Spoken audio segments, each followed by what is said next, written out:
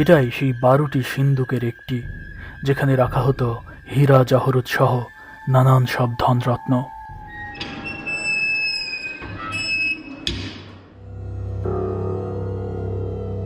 এই পথ সোজা চলে গেছে মাটির নিচে গোপন সুড়ঙ্গের অন্দরে। আমি এই সুড়ঙ্গের শেষ দেখতে চাই। এই পথ দিয়েই ফাঁসির আসামি কিংবা ভয়ঙ্কর অপরাধীদের নিয়ে যাওয়া হতো গারদখানায়। হ্যাঁ দর্শক, আজ আপনি এমন এক দুর্গ দেখতে চলেছেন যেটি শুধু দুর্গ নয়, যেন বিলাসী জীবনের জীবন্ত এক সাক্ষী, যার পরতে পরতে লুকিয়ে আছে হারিয়ে যাওয়া রাজকীয় এক বিলাসী জীবনের গল্প, যেই বিলাসিতা হার মানাবে মুঘল সম্রাটদেরও।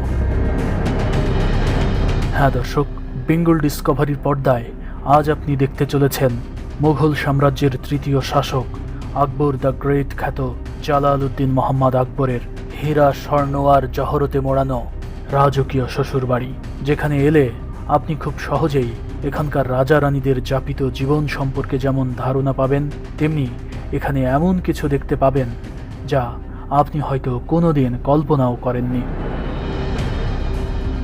হ্যাঁ দর্শক, আজ আমি যাচ্ছি সম্রাট আকবরের হিন্দু স্ত্রী সম্রাট জাহাঙ্গীরের মা যোধাবাইয়ের বাপের বাড়িতে, যার অবস্থান ভারতের রাজস্থান রাজ্যের আম্বার ফোর্টে।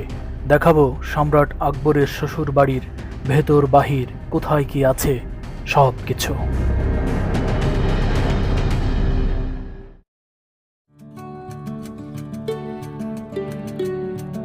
জয়পুর শহর থেকে আম্বার ফোর্টের দূরত্ব 11 কিলোমিটার। পাহাড়ে ঘেরা এই রাস্তা ধরে আপনি যখন সামনে এগিয়ে যাবেন, তখন এই রাস্তার ধারে ফুটে থাকা ফুলগুলোর সৌরভ আপনার হৃদয় স্পর্শ করবে, হারিয়ে যেতে ইচ্ছে করবে মুগ্ধতায়।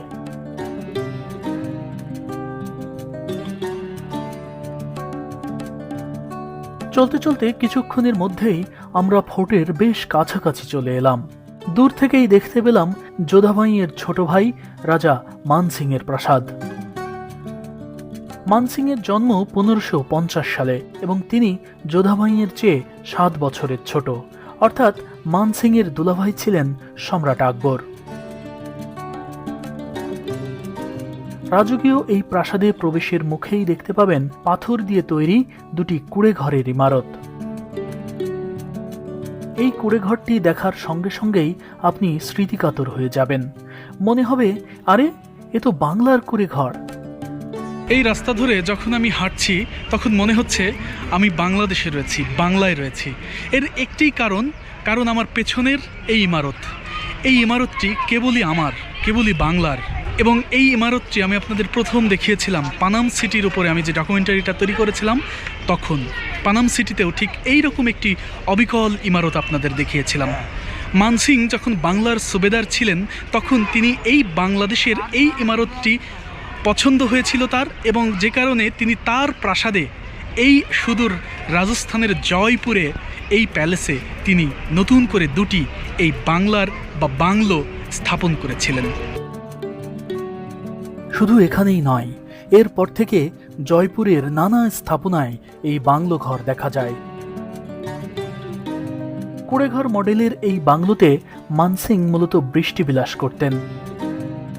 যোধাবাইয়ের গর্ভে যখন শাহজাদা সেলিমের জন্ম হয়, তখন মানসিং ভাগ্নে সেলিমকে স্বর্ণে মোড়ানো একটি বাথটাব উপহার দিয়েছিলেন, যেই বাথটাবটি আজও আছে আগ্রা ফোর্টের জাহাঙ্গীর মহলের সামনে, যা আনারকলিকে নিয়ে তৈরি করা ভিডিওতে আমি আপনাদের দেখিয়েছি।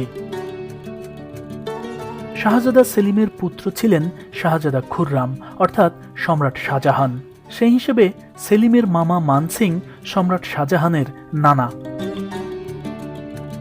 মুঘল সম্রাটদের মধ্যে সম্রাট শাহজাহানই সর্বপ্রথম বৃষ্টিবিলাস শুরু করেন। দিল্লির লালকেল্লার ভেতরে সম্রাট শাহজাহান শাওন এবং ভাদন নামের যে দুটি ইমারত তৈরি করেছিলেন তা মূলত বৃষ্টিবিলাসের জন্যই, যা আমি লালকেল্লার অদেখা অধ্যায় শিরোনামে প্রকাশিত ভিডিওতে আপনাদের দেখিয়েছি, নিশ্চয়ই মনে আছে। অথচ সম্রাট শাহজাহানের জন্মের আগে থেকেই বৃষ্টিবিলাস করতেন তার নানা মানসিং। আমার ধারণা এই মানসিং এর কাছ থেকেই হয়তো শাহজাহান বৃষ্টিবিলাসের ধারণা পেয়েছিলেন।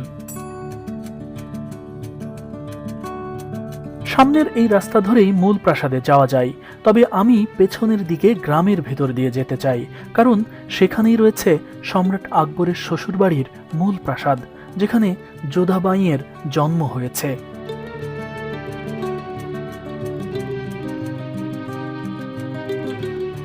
চলতে চলতে শুরুতেই চোখে পড়ল একটি প্রাচীন বাউলি, যেখানে বৃষ্টির পানি ধরে রাখা হতো। এটি আসলে বিশাল আকারের একটি কুয়া, যার গভীরতা 200 ফুট। 16 শতকে তৈরি এই কুয়া এখন সবার কাছে পান্না মিনা কুণ্ড নামে পরিচিত।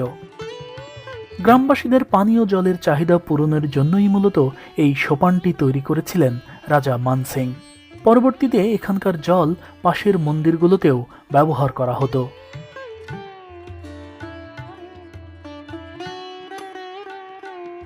কিছুটা সামনে এগিয়ে যেতেই দেখতে পাবেন এখানকার প্রাচীন বেশ কয়েকটি মন্দির। হাজার বছরের পুরনো এসব মন্দিরের দেয়াল জুড়ে পাথর কেটে কেটে এমনভাবে মূর্তিগুলো তৈরি করা হয়েছে যে কারুকার্যময় এসব মূর্তির নান্দনিকতা যে কাউকে মুগ্ধ করবেই।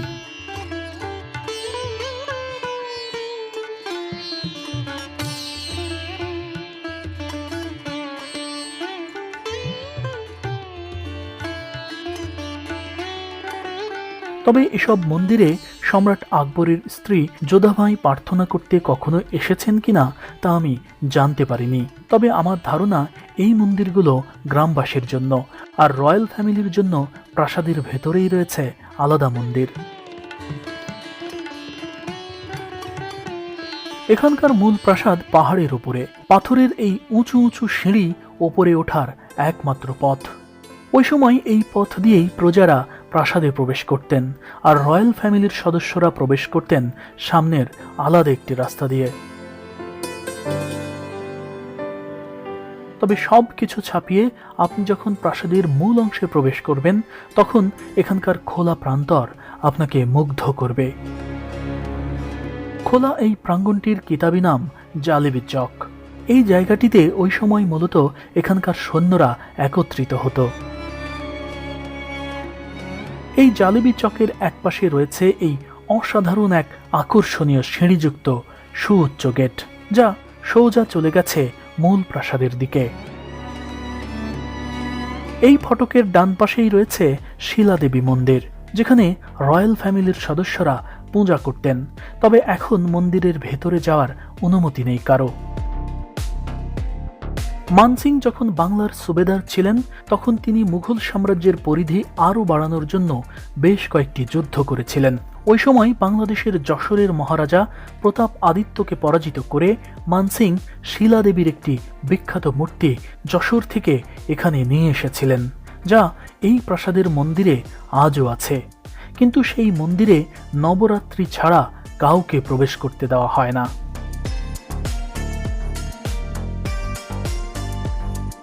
আমি এখন দেওয়ানি আমের সিঁড়িতে বসে আছি।